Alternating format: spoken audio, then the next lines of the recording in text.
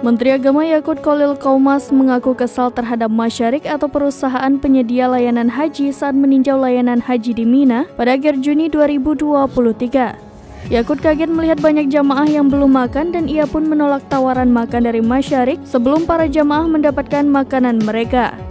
Dikutip dari Kompas.com, ketika itu Yakut menemukan bahwa jamaah asal Indonesia belum makan hingga pukul 22.32 waktu Arab Saudi. Setelah semua jamaah makan, barulah Yakut meninggalkan lokasi.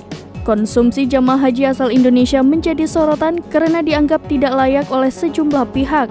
Terdapat laporan yang memperlihatkan jamaah haji di kloter tertentu tidak mendapatkan distribusi makanan. Warganet pun beramai-ramai mengomentari menu yang disediakan. Viral sebuah video yang menarasikan jamaah haji Indonesia terlantar di Mina hingga siang hari. Bahkan jamaah banyak yang kehausan dan kelaparan serta ada yang dilaporkan pingsan. Namun jamaah haji Indonesia akhirnya sudah diberangkatkan ke Mina setelah kemacetan di jalur Taradudi atau shuttle bus yang mengantar jamaah dari Musdalifah ke Mina terurai.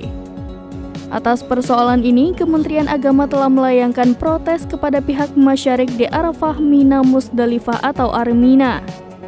Protes keras disampaikan ke Masyarik karena penyediaan layanan Armina sepenuhnya menjadi tanggung jawab mereka.